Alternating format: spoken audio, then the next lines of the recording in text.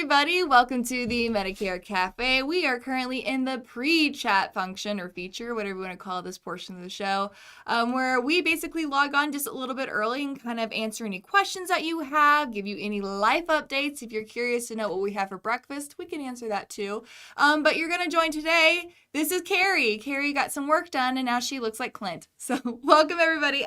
This over here, my good friend right here, is Clint Guier, who has graciously, the Tuesday before AEP, said, yes, I'd be happy to give you 30 minutes of my time. No problem. To answer any questions. And honestly, like, you do this for our sales team every year. You get on and kind of give us agent perspective, what's going on, what your day-to-day looks like. So I appreciate you willing to share this with the world and what's going on today.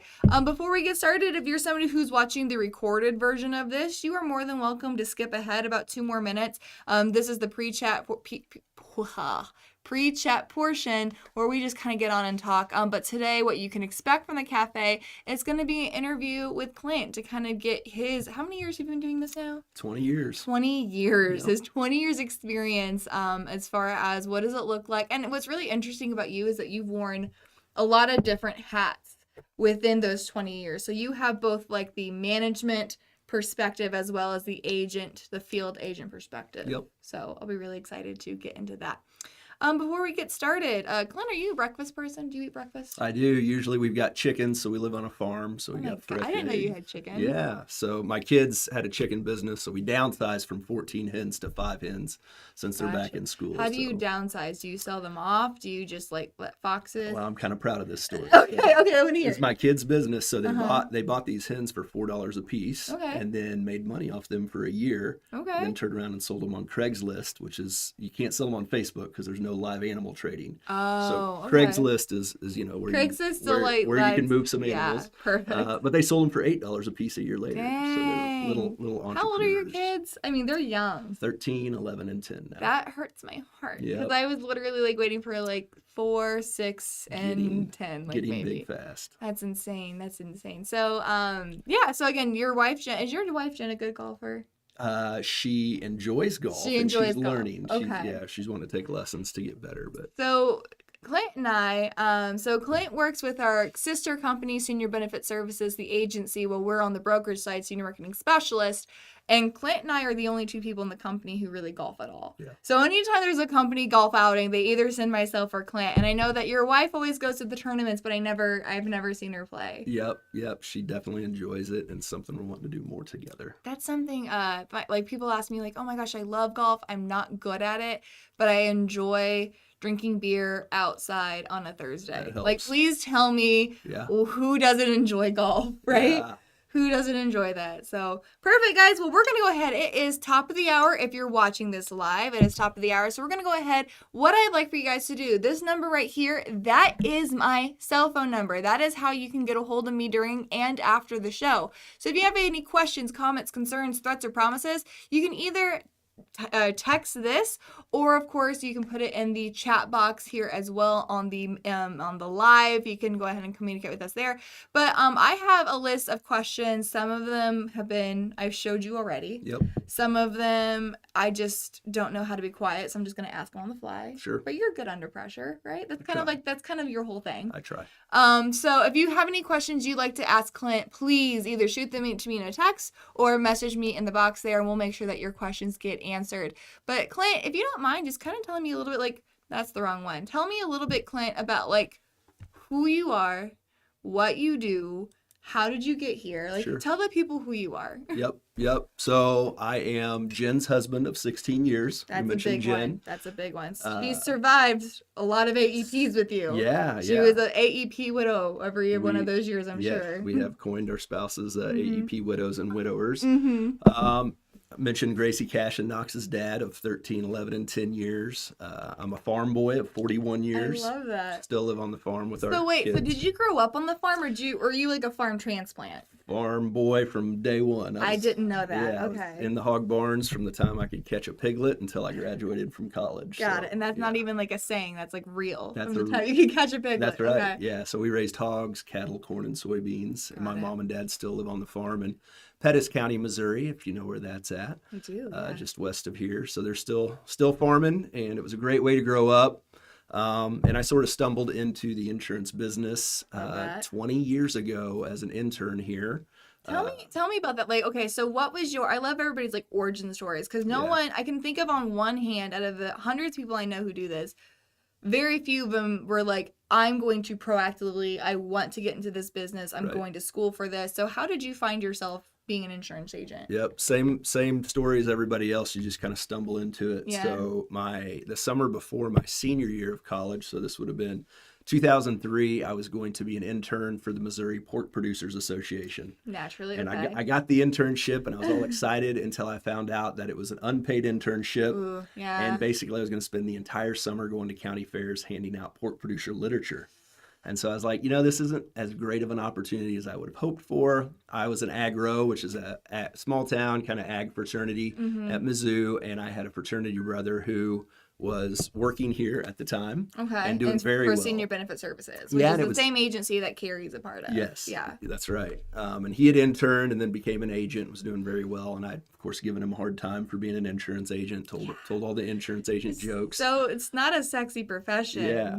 And so I kind of came It groveling wasn't. to him. I should say it is now. It wasn't. That's right. We're bringing sexy into Making the insurance business. agents sexy again. So yeah, he got me an internship and absolutely loved it. Loved the culture, loved the clients, loved the opportunity. And so as a young person coming straight out of college, it was just an opportunity like I'd never been exposed to before. Yeah. And then again, seeing the success of the people that were here and getting to be around legends like Dan McNerney, David McNerney, your father-in-law, Bobby Richardson, just was really mind-blowing and exciting. And there was no doubt that's what I was going to do after I graduated from school. Was there a moment, like, because once you graduate, being like, I can tell you when I got started in this industry, it was supposed to be a 3 or 4 month thing. It just AEP, the 2013. So I started January 2013.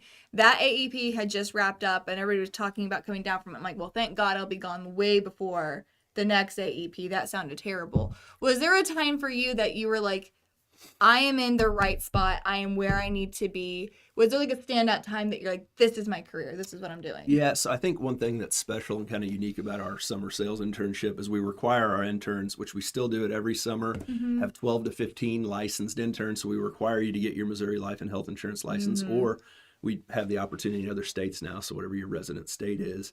And our goal is to get them to what's called level 3 of the internship, to where they actually set their own appointment, go run a lead on their own, and are able to close a sale. And so we've kind of proven that if we can get an intern to that level 3 where they can actually go close a sale and earn a new client's trust, we can typically get them to convert to make this a career. Yeah, if we don't get them to where they can get in a home and make a sale, then a lot of those kids, unfortunately, don't turn this into a career.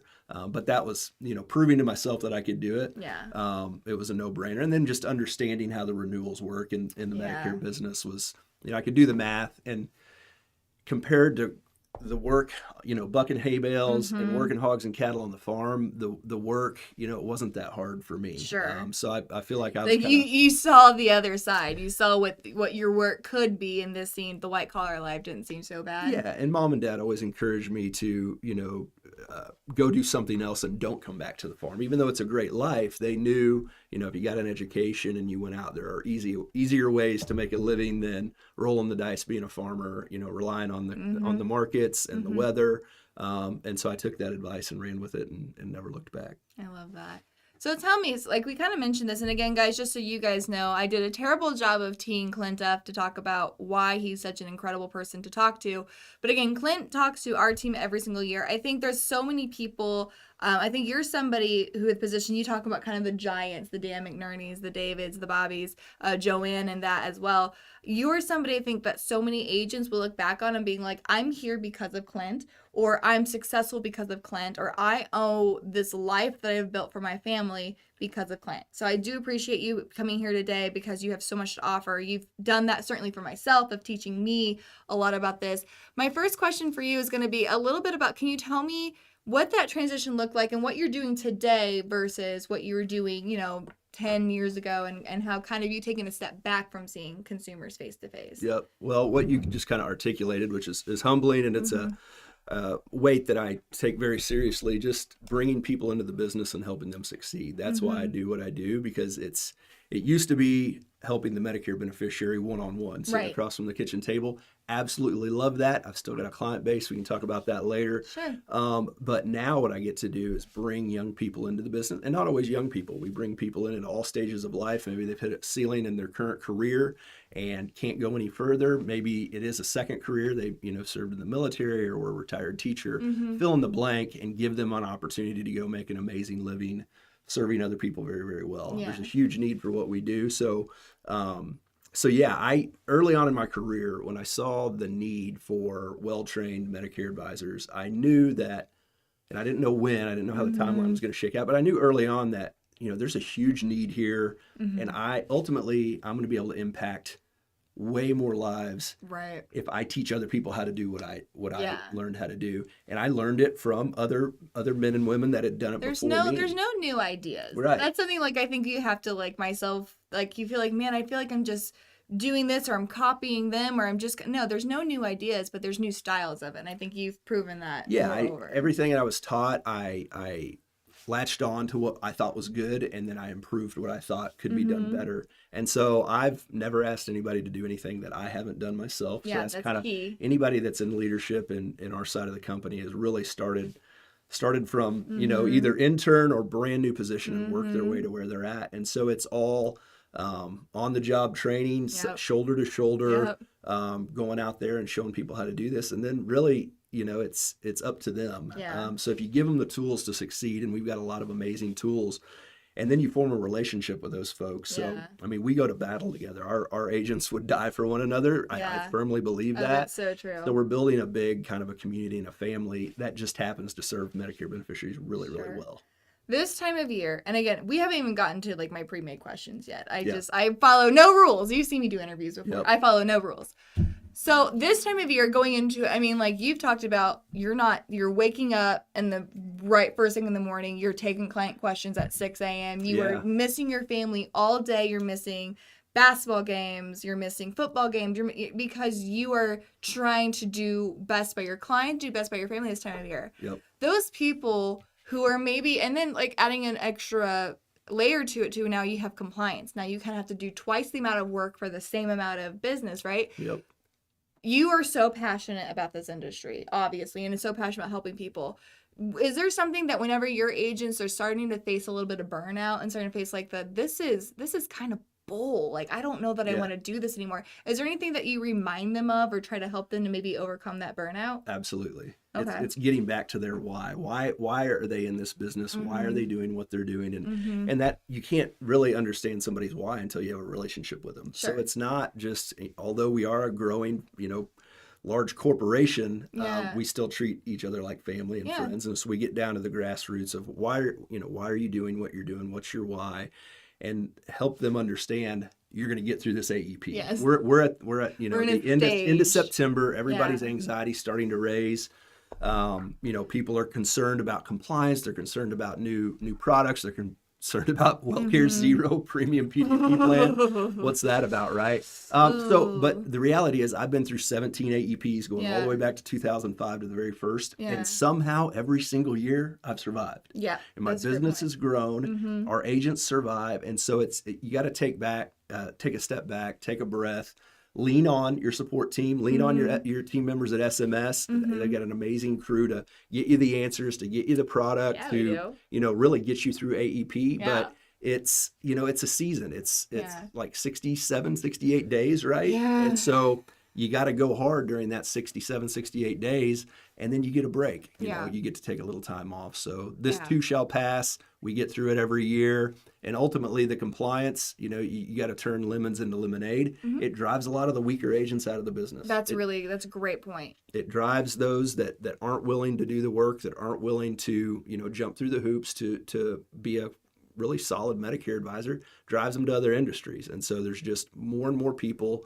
that need our help, and it's just a big opportunity for everybody. I love that. Okay, we can get into the real question. So I like to know today, knowing that you've taken a step, you still have an active book of business, but knowing that you've kind of taken a step out of your day-to-day being in front of clients, Yep. What does your day-to-day look like leading up to AEP and then during AEP? Yep. So now we've got 18 SBS offices, we've got 87 agents, we've got 29 support staff. And honestly, I know you have layers of leadership, but the buck stops at you. You're the one that has to be accountable for the failures and, give sometimes the successes, but leaders are accountable more for the failures than not. So it's a lot. It is a heavy load. I think Joanne Ray described it best the other day when I was in a meeting with her. She said, when I look at the parking lot and I see all those cars and I see those cars with, car seats in the back, I know we've got not only all these employees, we've got their families that are relying on us. So it is a heavy load. It's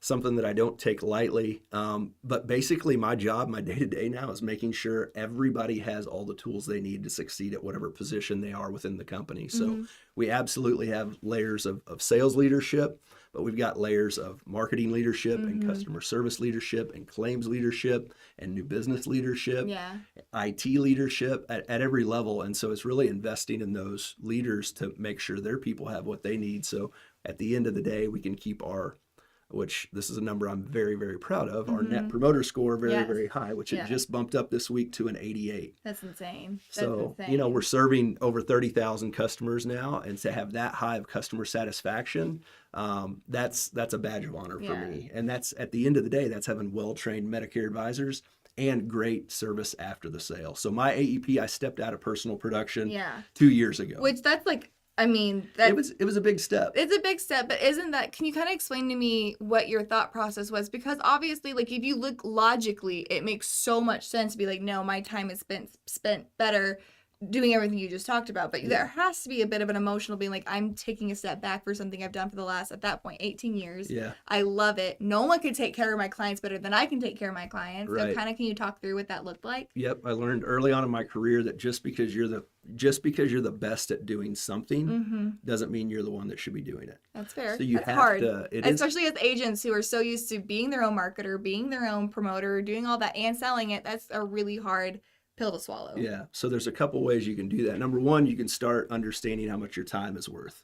So if you don't know how much your time's worth, look at your 1099 or look at your tax returns from 2022, figure out how many hours you worked in 2022 and divide that and figure out how much your time's worth. So once you build up a good book of Medicare clients, which mine's at 1,481, I think, today, you understand how much your time is worth. Yeah. And so you can bring in team members that you can delegate to that are going to take amazing care of your clients in a way that if your businesses have grown and maybe you've got some agents or a team around you, they can give 100% of their focus to your clients, where I can't give them all that focus anymore. I wouldn't be able to help grow the company and help support all the amazing people that I was just talking about. And so what you fear generally never comes to fruition. So we were taught hard for my anxiety ladies out there, myself included. We were taught that fear stands for false evidence appearing real, and so the majority of what we fear never happens. And so, was I scared when I stepped away from personal production that my personal business could all fall apart? Yeah, there was a little bit of fear there, but in reality, I knew I had enough experience that I knew that wasn't going to happen. Yeah. And so I've got 3 licensed agents. That kind of the magic number for us. We feel like for every 500 Medicare clients you have, you need 1 licensed agent to truly give them that model of care. And so you make your and so I think you say licensed agent, but I think a lot of people would call that administration, like your admin team. So you make your admin team be licensed so they can actually do the production. That's right. Okay. So we have, W-2 licensed agents. So they're hourly and you can come up with a lot of different great compensation programs for them. But at the end of the day, if you're, a good person to work for and you train them really well, they can do an amazing job for your clients and your business can continue to thrive and grow. The referrals still come in, the renewals still go up and revenue goes up if you get the right person in the door, train them the right way, and then really just be a good guy or gal to work for. Yeah. That's something that I think a lot of people struggle with, is because you guys, and I've had you actually talk to some of our agents who are like, I want to hire admin, but I don't know what this looks like. Because when you're hiring admin, it's such a hard line between somebody who wants to sell, because you want them to continue to generate revenue, right? Sure. Somebody who wants to sell but isn't going to be mad whenever you have them do things that are non-sales activities. So what's the balance between getting somebody who's motivated by sales versus somebody who can do the day-to-day stuff for you too? And I think you guys have done an incredible job of kind of figuring out what that line looks like. Yeah, and I mean, we're all motivated by different things. Sure. And so some people are motivated by money and they want to make as much money as they possibly can. But what I've found is a lot of people aren't just motivated by money. They want a safe place to come to work every day. Yes. For some people, and this is what we try to help all of our people understand, for some of our employees, 801 Gray Oak Drive is their happy place. Yeah. Maybe they go back to a chaotic home life. You know, maybe they've got some trauma in their life or issues to where coming to work is a great place. So it's not about making six figures. It's about having a solid compensation program and being a good person to work for. Yeah. So you just have to find out what your people are motivated by. Yeah. And then to take a page out of Jim Collins' playbook, Good to Great, sometimes you have to move people on the bus. So maybe you do bring in somebody as a licensed W-2 assistant, but they do have that higher aspirations. Well, figure out a different compensation program, maybe move them into a 1099 position. And, which and we've figure seen out some on the splits. SBS side. Some really great agents started off as that W-2, that admin role, and have moved into that agent role and done really well there. Absolutely. And we don't handcuff our agents to SBS either. If somebody says, you know what, Clint, you've taught me everything that I need to know, but now I want to go start my own agency, I say, well, that's awesome, because we've got our partners next door at SMF that we can hand, toss the baton over to them, and they're going to help you build the most amazing agency ever. And thank you for your time with us, and thank you for caring so well for your clients. There's so much to say about that, about like, again, that's why we've always said, like, we will, if you don't want to work with us, regardless of the reason, we will release you. We don't want to work with people, because there is something to say about, like, what goes around comes around, number one. Two, it's all about helping people get to meet their goals and meet what they want. And again, that's always going to leave. Being kind and doing the right thing will never leave a bad taste in somebody's mouth. No doubt. So the next question I wanted to talk about is, and we've kind of talked about this, but what does your AEP look like now? Now that it's not, because a lot of the advice that you give has been to me is about, like, this is what your agents are doing right now. Yep. But for your role, being more of a advisor, a manager, or something, what does your AEP look like right now? So number one, it's being turned on. So it's like having the alerts on, having the message on, being available to my people as backup. There's information that I have that they may not have, so I can help them solve some of those problems. If it comes to my personal team and our clients, if there's an upset client, I'm willing to make that call and come in and defuse the situation or help clear up whatever misunderstanding happened. So I'm there for my team. And then on the management side, it's really being in the office, showing up, and being available for them as well. Yeah. So it's not the late nights anymore. Back when I was selling, it was 12 to 14 hour days, and it was not seeing my family, and it was missing all the sporting events. And I got to a point where I just wasn't willing to make that sacrifice anymore, because my family's important. My kids are growing up, as we talked about, and I know how quickly selling those years chickens goes. and stuff. Yeah. So that comes into making that investment in delegating and good people that can do the things that you're just not energized or excited to do anymore. Find somebody, pay them a fair wage, especially if you understand what your time is worth.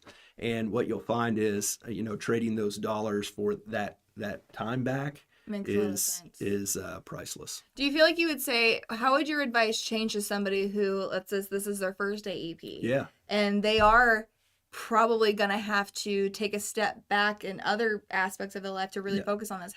What would you tell them? I would tell you, because that's a completely different phase of life than what you're Number in. one, I would tell you, congratulations. You made an amazing decision to get in this industry. What? And I know it's hard in the beginning, but you're going to survive, and you're going to thrive.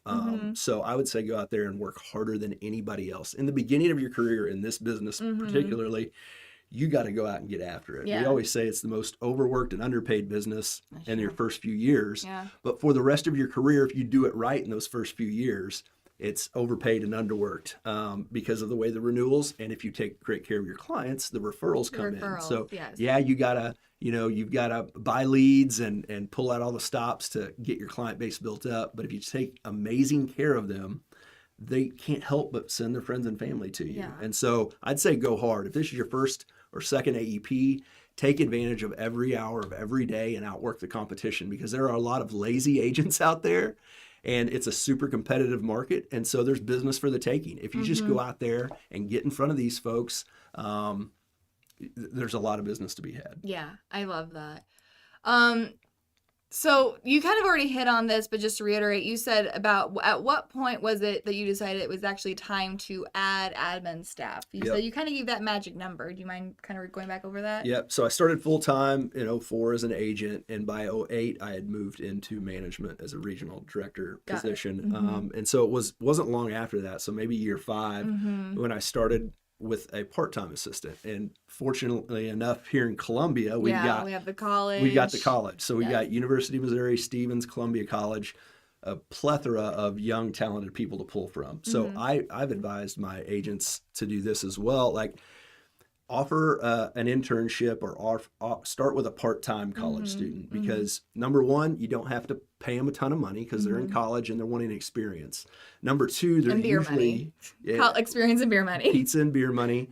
Number two, they're usually looking to build their resume, and so they're eager to please you. They're going to come in and they're sharp. If they're at Mizzou, they're decently intelligent, right? Enough to get into Mizzou. I went to Mizzou, so I don't know about that. We made it through somehow. So you can get really good help on a part-time basis if you offer some kind of internship or have a college student to pull from. So that's how I dipped my toe in the water of delegation. And it was clunky. I didn't know what I was doing. I went through several assistants, but it wasn't that big of a deal because they were part-time college students. Yeah. So finally, I became vice president of the company in 2014, and I think that's probably when I got my first full-time assistant. And so since 2015, over the last 9 years, it's moved to 3 full-time assistants to manage as the client base has grown. And SBS has it for every 500 clients, you get an admin. Is that kind of the magic formula? That's right. Sense? We give our agents a pathway to bring on an assistant and then help get that assistant licensed and trained up. Perfect. The next question I have, when you were seeing clients, how long were your AEP appointments? Last week, Carrie and I spent a lot of time talking about, she does like 30 minutes. Her appointments during AEP are 30 minutes, and she sets the expectations for that. Yep. I got some feedback from some agents saying if you have an appointment less than 2 hours during AEP, you are doing a disservice to your clients. Sure. You've been doing this for 20 years. Yep. 18 of those were almost exclusively with your clients. Tell me, what did that look like for you and the success that you saw? Yep. So with the book of business of over 1,400, almost 1,500 people. Yeah. So what I would say to that is, just because you built your business this way, my hands off the camera here, this way, here, your first decade, because you built it this way, doesn't mean your next decade or your next 5 years has to look the same way. The definition of insanity is doing the same thing over and over and expecting a different result. If you're running 2-hour appointments during AEP, you can only help so many people. Yeah. So maybe your goal is to only help 200, 300 people, and you're happy with that. Well, yeah, spend 2 hours, because hopefully you can pull some referrals out of that. You can uncover other areas of need. You may not have time to see them, but you could probably do it. Yeah. What I found, though, because my appointments at the end, when I was still seeing folks, were 15 to 30 minutes max, and that's if they got us all their information beforehand. So the point is, you can reset the expectation with your clients if you're just good at communicating with them. I used to sit at their kitchen table and have coffee and pie with them. I just can't do that anymore. I wish I could. They wish I could. They miss that. But what they found is that Clint cares enough to put Ashley, Eric, and Aaron in place who can provide that continuity of care. So Clint still cares, even though I can't have pie and coffee with Clint. We send out AEP newsletters in August and September, and we follow it up with an email blast. And our clients know they've been retrained that although they used to come out to our home, now we send in our medication list if we want an appointment. If we want an appointment, we reach out in August or September and we get on the calendar. And that appointment, if we've got all the information, is going to run 15 to 30 minutes. If they don't get us that information, they've got to get that to us before they come in for their appointment. And so, it was 15 to 30 minutes max at the end of my, when I was still seeing clients. Now that we've got Ashley, Eric, and Aaron, we got those 3 folks in place. Theirs are probably a little bit longer, but not every client wants an appointment. Yeah, believe it or not. You may think that, but not. Talking about insurance isn't the most fun thing to do. Yeah, they just want to know that you've got their back. Sure. They want to know I've got an agent that cares. They reviewed my coverage. They, gave me a phone call, or they shot me an email saying, you know what, AARP Medicare Choice PPO is in great shape next year. Mm-hmm. I've reviewed your drugs. Your drugs still look good. If you've been happy with your plan, our recommendation is stay put. And there's a lot of folks that are like, oh, that's great. Thank I don't have to, God. I don't have to go under, I don't have to worry about these commercials Yes. and all the junk. My review's over and I'm a happy camper.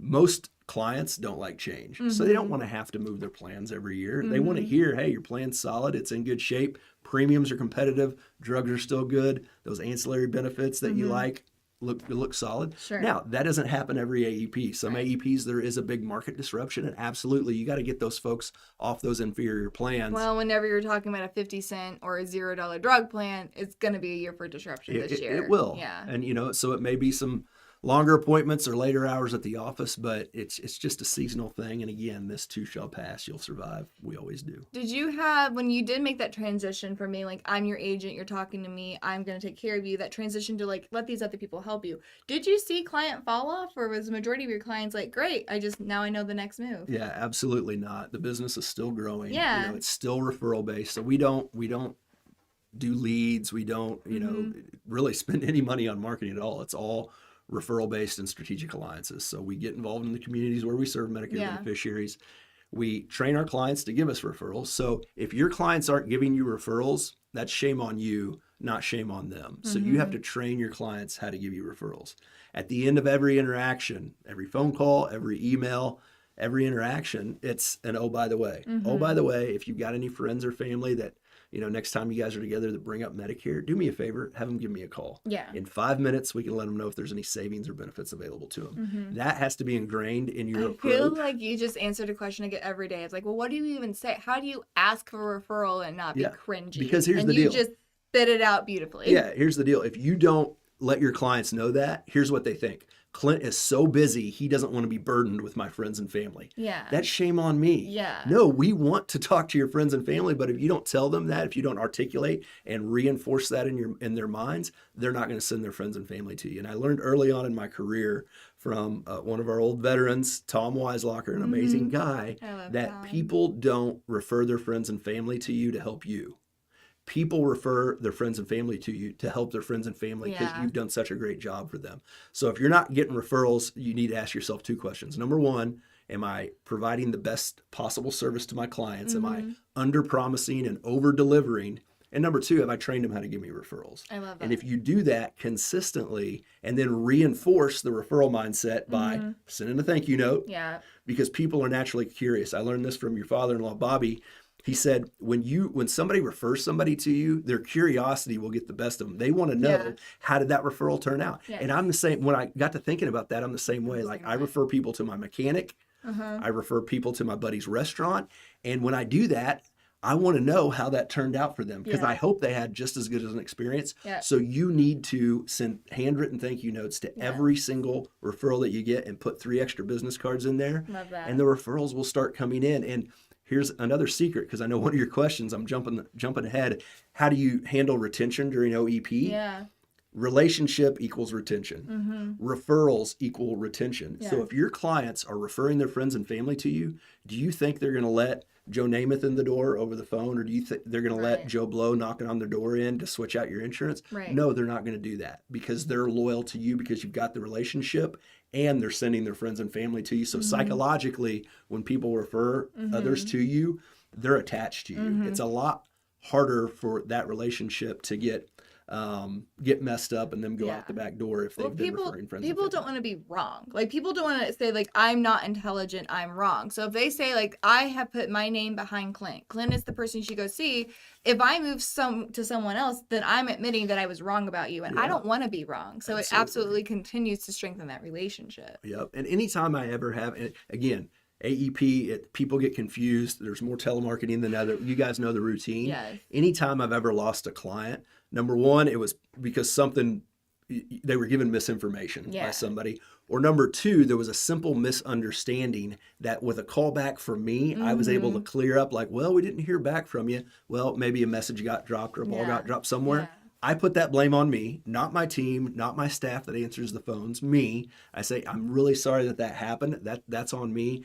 But here's what I want you to know. We looked at your coverage and there is a better plan. If you would like to come back, this is what we can do for you. Without fail, people come back even if they have changed to another plan or another agent, if you just reach out and clear up any kind of miscommunication. But rarely does that ever happen when you're talking, almost 1,500 clients, and maybe that happens a handful of time a year. Yeah, I was going to say that's just being a human. That's just part of the deal. Yeah, absolutely. Yep. Well, we are at 10:32, but I want to get to this last question. We kind of hit on already. The last question I have for you is kind of a twofer. What advice would you give somebody who is a seasoned agent, somebody who's also in their 17th, 18th AEP, what this is now, since 2005?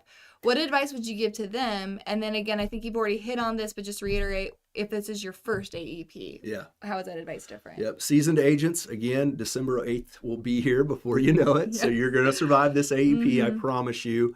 Number two, you can reset the expectation with your clients. So don't, just because you're used to running a 2-hour appointment with them, you can reset that expectation. Sure. It's all about communication with the client. And if they know you're looking out for them, maybe that 2-hour appointment comes during OEP when you've got a little extra time, or even after OEP, if that's the case, set a follow-up appointment. Nothing but good can come from that, going in and, filling out a fact finder and uncovering other areas of need. And again, don't assume every single one of your clients wants a face-to-face appointment. Sure. COVID, one of the great things that thrust us into this virtual age where running a meeting like this is a lot easier than you might imagine. Yeah. Even for your customers, getting on a Zoom or just picking up the phone, they're used to that now. Some of them still are wary of getting out during COVID and flu season. Yeah, and so they may be actually relieved when you say, you know what, you don't have to come in. And in fact, we already reviewed your plan. And unless there's any changes that you didn't tell us about, it looks like you're in great shape. So I think you can give yourself back as a seasoned agent a lot of time if you just change your mindset a little bit on what you think your clients expect of you. And maybe a little bit more emphasis too on systems and processes, right? I think those are really great time-saving things. Yeah, we leverage our CRM heavily. We've got spreadsheets, so we make sure we've got a lot of checks and balances so people don't fall through the cracks. So you absolutely have to leverage technology. SMS has some amazing tools and resources for you now. I know there's Medicare Center. There's, Lead Center, all kinds of amazing tools where you can leverage technology to get better. Sure. We're not, it's just like Henry Ford had mentioned, when I told people, now I'm going to mess up the quote.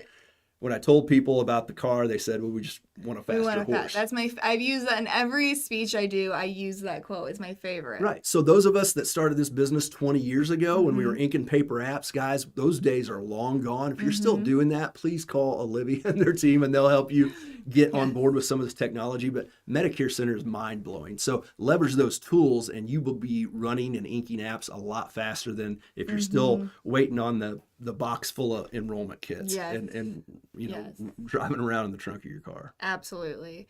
What about for those who this is your first AEP? You Yep. kind of hit on it. You said outwork everybody. There's lazier agents out there than you. Outwork them, you'll do fine. Yep.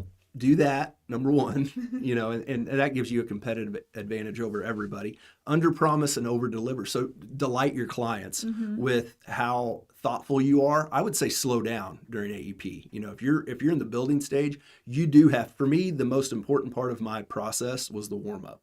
People won't buy from you unless they like you, know you, and trust you. So I was going to warm up for 30 minutes to 45 minutes. And the conversation should be going so well that they almost forget why you're there. Yeah. And then you can transition, reintroduce yourself, let them know how you serve Medicare beneficiaries in their area. And then ultimately, you'll have a lot easier time closing that sale. There won't be that awkward, sliding the piece of paper across the table situation. Sure. It's just going to be, okay, Clint, that looks good. How do we get signed up? The next step of this process. So I'd say if you're new, slow down a little bit. Certainly ask for referrals. Pull out all the stops on educating what we call strategic alliances in the community. So other folks that are serving Medicare beneficiaries in a different capacity than you are. Pharmacies, elder care attorneys, CPAs, P&C agents, The list goes on, but let folks know, hey, this is the time of the year that Medicare beneficiaries are changing plans. That's what I do, and there's no fees for my services. So you need to go re-educate all your strategic alliances. Give them some business cards or some flyers. I'm sure SMS has some amazing resources. Is it called AMP? Yes, Agent Marketing Portfolio. Yeah, so they've got so many tools that you can leverage that you can be killing two birds with one stone while you're out there running appointments if you are running face-to-face. And you see that pharmacy, stop in and introduce yourself. Don't let that fear creep in and keep you from being highly effective during AEP as a new agent. Got a couple more questions for you. And again, I know we're over time, but these are these are questions again from Lee. Good morning, Lee. Lee asked, number one, what is your percentage right now of MedSup versus Medicare Advantage clients? Yeah. And then are your agents contracted with all carriers, or do you try to keep those carriers lean and mean? No, we're licensed with well over 50. So we're truly, the brokerage model. And that's what we tell our clients. Like, we don't work for the insurance companies. We work for you so you don't get taken advantage of by the insurance companies. My personal book is 2/3 MedSup, 1/3 MA. What I've kind of seen is that when your business transitions to referral based, you're going to sell more MedSups. That's what I've seen, and that's what I've seen some of our higher producers, that it's all referral based, more MedSups. When you're getting started, we do see our younger agents that are having to work more leads and different type of programs like that are selling more MA. And then certainly it's just kind of depends on what market you're in. There's some markets where it almost doesn't even make sense to carry a MedSup anymore, because the MOOPs are so low on these MA plans, and the consumers truly do love all the extra benefits, whether you like MA or not. The reality is the market's heading that direction. Sure. You need to be a well-rounded agent and be able to provide a whole, the whole kit to your clients. I think gone are the days of you being a MedSup agent or being a Medicare Advantage agent. You truly have to be a whole house, holistic agent. You should be to best serve your client, because there is no one-size-fits-all plan. Again, I'm saying the same things that I tell my clients. There is no one-size-fits-all plan. What we want to do is sit down, do a full needs analysis. So we always use that example of, if you went into a doctor's office and he just wrote out a prescription, you'd call him a quack, right? Yeah. Same thing if you're an insurance agent. You go in and you don't do a needs analysis and understand what's important to them, and you say, hey, you need to be on this Aetna HMO plan. Well, you're just a salesman then. Yeah. You don't want to be a salesman. You want to be their friend, so you want to form a relationship, and you want to be their Medicare advisor. Yeah. And to do that, you need to be offering MedSups and Medicare Advantage, in my opinion. Yeah, that's perfect. Clint, again, we've kept you so long today. It's 10:40. But I do want to say how much, again, you've given us so much to think about. You've given us, from a management perspective, how do you motivate your team? How do you make sure you can keep your admin? What are your admin doing? But also as a field agent, like, you gave us amazing verbiage to say to your clients to get more referrals, your opinions and your thoughts about the MedSups and Medicare Advantage plans. So I do want to say thank you. Again, your 20 years experience are obvious. They've shown. Again, I know I've personally brought in agents into your office and sat them down and be like, help me help them. I don't, what do we say? How do we fix these situations? So I want to thank you for your partnership. I want to thank you for taking the time here today. And hopefully everybody here got a lot of questions. I got a lot of good out of this. If you have any questions or follow-ups, if you're watching the recorded version, again, text that number. You can talk to me. I happen to have a very direct line to Clint. I could either, if he's ignoring my text, I can walk right next door and would gladly do so. But I'm here to answer any questions that you have. And again, Clint, I can't thank you enough. You bet. It was fun. Thank you enough. Awesome. Let's do it again sometime. Perfect. So for everybody else, again, Medicare Cafe will continue all throughout AEP. We'll have guests like Clint as well as Carrie and Clayton on here as well. They will be shorter during AEP, more update style, but we'll have some really cool fun things like contests and things like that going on as well. So until next time, guys, have fun, make money, and give impeccable service. Thank you.